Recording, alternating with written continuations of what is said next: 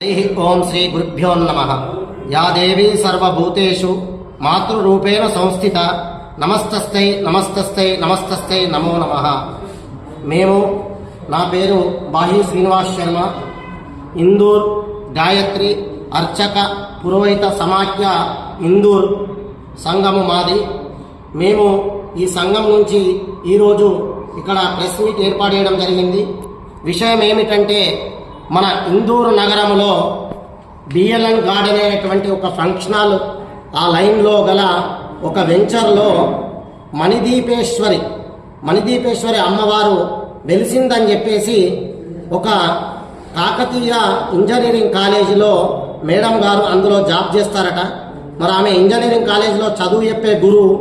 మరి ఆ గురువు అందరినీ కూడా విద్యార్థులను కానీ ఈరోజు మన సంఘములో ఇది సనాతన ధర్మము, హిందూ ధర్మము, ఈ ధర్మంలో యువతనందరినీ కూడా మన హిందూ ధర్మాన్ని, మన యొక్క కట్టుబాట్లను అన్ని నేర్పాల్సినటువంటి ఆ యొక్క విద్యా గురువు ఇంజనీరింగ్ కాలేజీలో చేసేటమే.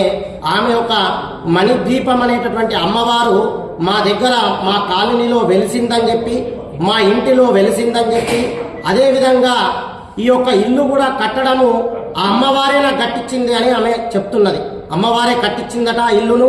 ఆ అమ్మవారి ఇల్లే దానికి పేరు పెట్టుకొని అందరినీ కూడా అక్కడికి ఎలా అందరూ కూడా అట్రాక్ట్ అయ్యారంటే, ఆమె ఫేస్బుక్ ద్వారా, ఇన్స్టాగ్రామ్ ద్వారా, అదేవిధంగా యూట్యూబ్ ద్వారా ఇవన్నీ ఆమె ఇవాళ మీడియాను వాడుకొని అన్ని కూడా చూపించేసి అందరినీ కూడా అక్కడ ఎట్లా అయిపోయిందంటే, జనము ఒక మంచి తిరుపతిలో కూడా అంత జనం ఉన్నట్టుగా అక్కడికి రావడము, దానికి లైన్లు కట్టడము, అక్కడ కొందరిని ఐడెంటిటీ కార్డు వేసి వాళ్ళందరినీ కూడా శిష్యులుగా చేసుకొని వాళ్ళందరూ కూడా అమ్మవారి యొక్క గురించి చెప్పడము. అంటే ఎట్లా చెప్తున్నారు అని అంటే, మణిద్వీప వర్ణన అంటే ఏంది?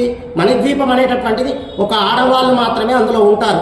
ఒక్క మగ పురుగు కూడా అక్కడానికి రావడానికి వీల్లేదు. రక్షక భటులు కానీ, సేవకులు కానీ ఎవరైనా కూడా అందరు అమ్మవారులే ఉంటారు. అదొక మంచి ద్వీపం. ఆ ద్వీపం పేరు వినాలంటేనే, నోటి నుంచి రావాలంటే భయం అవుతుంది. అటువంటి దాన్ని ఆమె అమ్మవారుగా సృష్టించేసి అక్కడికి అందరినీ రావడం. మళ్ళీ అట్లా ఇట్లా చేస్తుందంటే, అమ్మవారు దేనికోసం ఉద్భవిస్తారు?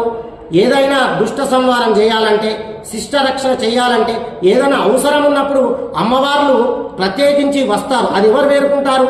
సాక్షాత్ దేవుళ్ళు కూడా అమ్మవారి దగ్గరకు పోయి వాళ్ళ బాధ మొరపెట్టుకుంటారు. అటువంటి అమ్మవారిని ఈమె ఇవాళ నా దగ్గరకు వచ్చింది, నా ఇంట్లో ఉంది, నాకు ఇల్లు కట్టించింది అని చెప్పి పబ్లిక్ను, వచ్చినటువంటి ప్రజలను పక్కతో పట్టిస్తూ, అదేవిధంగా ఆమె ఎట్లా చేస్తుందంటే, పోని వచ్చిన వారికి ఇంత ప్రసాదం పెట్టి అమ్మవారి దర్శనం కాకుండా ఎవరికో ఏమో వస్తుంటే కొట్టడము,